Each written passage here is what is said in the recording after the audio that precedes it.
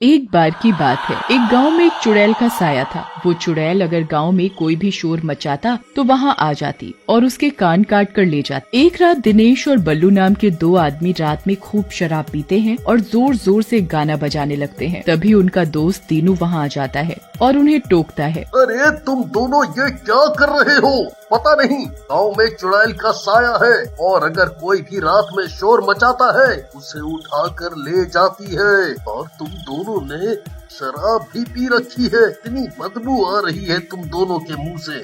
दीनू भाई, अगर अपन ने पी है तो अपने पैसों की पी है, किसी के बाप की नहीं पी। रही बदबू की बात, माय डियर दोस्त, ये तो खुशबू है, खुशबू।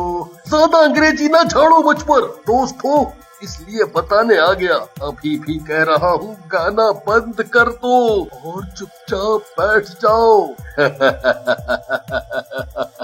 आए, ये होता है दोस्त। मालूम बिल्लू कितनी फिक्र करता है अपन लोगों की।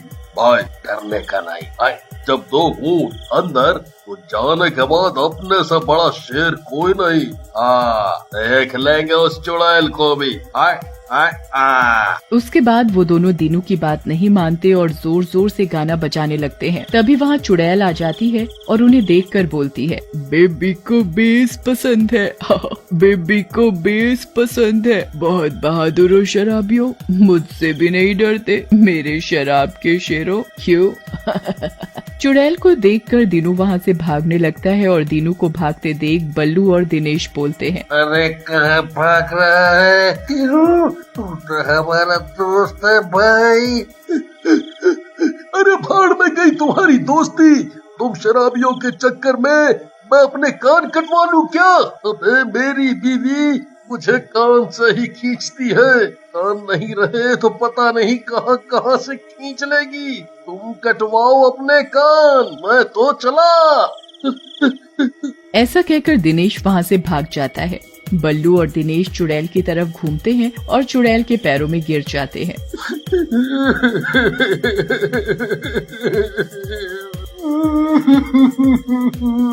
अबे माफ कर दो चुड़ैल जी। आए, हम आगे से शोर नहीं करेंगे। अबे माफ कर दो। हमारे कान मत काटो, कान मत काटो। छू कर मेरे मन को किया तूने क्या इशारा, बदला मेरा मन, काटा ये मैंने कान तेरा। ऐसा कहकर चुड़ैल उन दोनों के कान काट देती है और उनके कान लेकर गायब हो जाती है। दिनेश और बल्लू बेहोश हो जाते हैं। अगले दिन जब उन्हें होश आता है, गांव वाले उन्हें घेर कर खड़े होते हैं। तभी एक गांव वाला बोलता है, और बना हो चौधरी, कटवा आए ना कनवा, अब सुनो भी नाक से और सूगो भी नाक से। तभी वहाँ दीनू आ जाता है और उसे देखकर बल्लू गुस्से में आ जाता है और बोलता है, अब कान लेने आए हो? कल तो चुड़ैल को देखकर तुम तब आकर भाग गए थे। चले जाओ, नहीं तो हम तुम्हारी नाक और कान दोनों काट लेंगे। तो और क्या करता बल्लू भैया? समझाया था ना कि गाना मत चलाओ, लेकिन नहीं माने। अब भुगतो। ओहो, तुम दोनों लड़ो मत। एक तो इस चुड़ैल ने वैसे ही दुखी कर रखा है और ऊपर से तुम दोनों।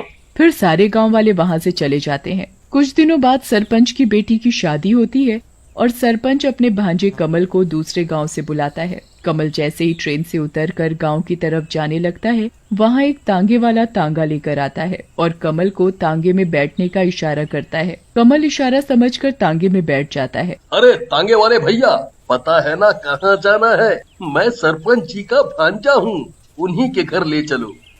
फिर तांगे वाला कमल को लेकर सरपंच के घर के सामने पहुँचता है, लेकिन कुछ नहीं बोलता और इशारे से समझाकर वहाँ से चला जाता है। कमल को उसका ये व्यवहार कुछ समझ नहीं आता और वो घर के अंदर जाकर सरपंच जी से पूछता है, अरे मामा जी, इस तांगी वाले का व्यवहार कुछ समझ नहीं आया। ये बार बार मुझे चुप होने का इशारा कर रहा था और खुद भी एकदम शांत बैठा था, और तो और उसने पैसे भी नहीं लिए।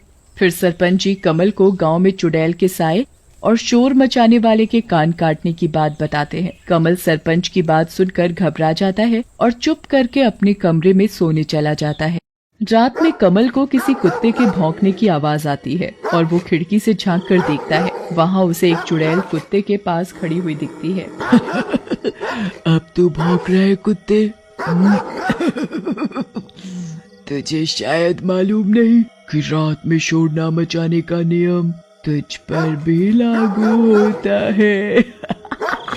ऐसा कहकर चुड़ैल उस कुत्ते को उठाती है और उसके कान उखाड़ देती है। ये सब कमल खिड़की पर खड़ा होकर देख रहा होता है। हे भगवान, कैसी चुड़ैल है ये, कितनी निर्दयी, एक बेजुबान जानवर को भी नहीं छोड़ा। लेकिन कमल को उस कुत्ते की दशा देखकर बहुत गुस्सा आता है और वो गांव को इस चुड़ैल के आतंक से मुक्त कराने की ठान लेता है। अगली सुबह कमल की बहन साक्षी कमल के पास आती है और कमल को बोलती है, कमल भैया देखो ना, कल मेरी मेहंदी की रात है और पिताजी गाना बजाने और डांस को मना कर रहे हैं। लेकिन बहन, मामा जी ठीक ही तो कह रहे हैं, गांव में उस चुड़ैल का खतरा भी तो है। देखो, मैं ये चुड़ैल वुड़ैल कुछ नहीं जानती। मैं क्या रोज रोज शादी करूंगी?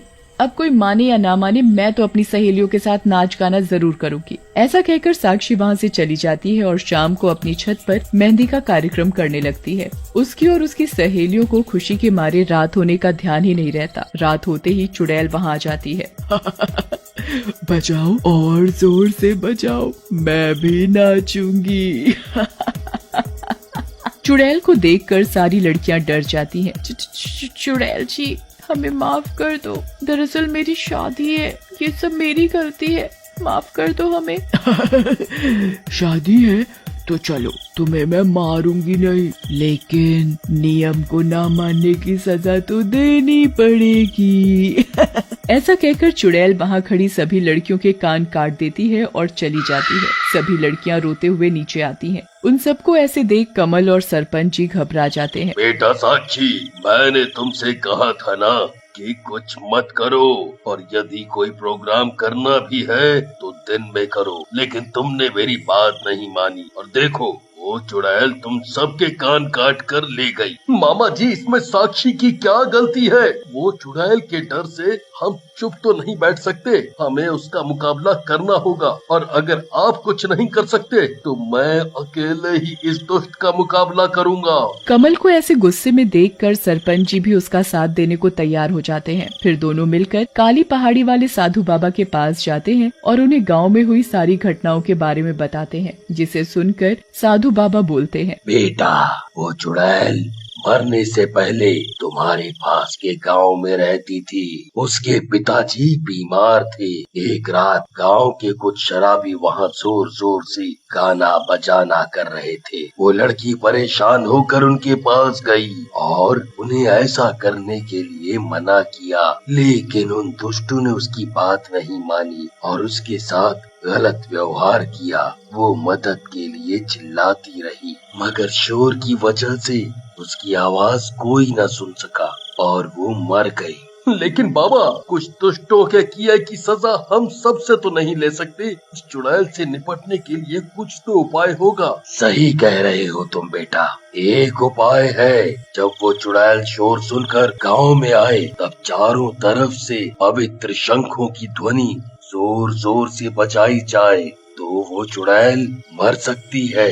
फिर कमल और सरपंच बाबा जी से पवित्र शंख लेकर वहाँ से गांव के लिए रवाना हो जाते हैं और गांव वालों के साथ मिलकर योजना बनाते हैं। रात होते ही योजना के अनुसार गांव वाले जोर जोर से गाना चला देते हैं। गाने की आवाज सुनकर चुड़ैल गांव में आ जाती है। ये गांव वाले लगता है पागल हो गए हैं, इनको अपने कानों से प्यार नहीं रहा, इन सब के कान काटूंगी मैं। तब ये शोर बंद होगा। लेकिन तभी शोर बंद हो जाता है और गांव वाले चुड़ैल को घेर कर जोर जोर से शंख बजाने लगते हैं और चुड़ैल बेचैन हो जाती है। बंद करो ये शोर, मैं पागल हो जाऊंगी, मैं खत्म होने वाली हूँ। लेकिन मेरी तुम सबसे विनती है कि रात में गांव में इतनी जोर से शोर या गाने ना चलाओ। जो मेरे साथ हुआ वो किसी और के साथ ना हो।